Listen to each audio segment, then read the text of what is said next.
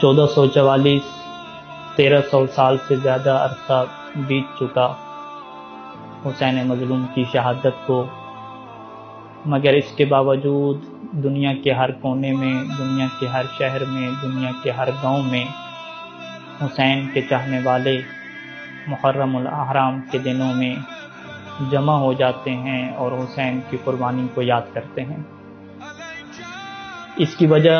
یہ ہے کہ امیر المؤمنین علی بن ابی طالب نے امام حسین سے یہ فرمایا تھا کہ یا حسین یا عبرۃ کل مومن، اے ہر مومن کے آنسو۔ تو جیسے امام حسین نے یہ سنا، فرمانے لگے کہ انا یا ابتا، کہ اے میرے والد کیا میں ہر مومن کا آنسو ہوں؟ فرمایا نعم یا بنیا، ہاں میرے بیٹے تم ہر مومن کے آنسو ہو۔ اور پھر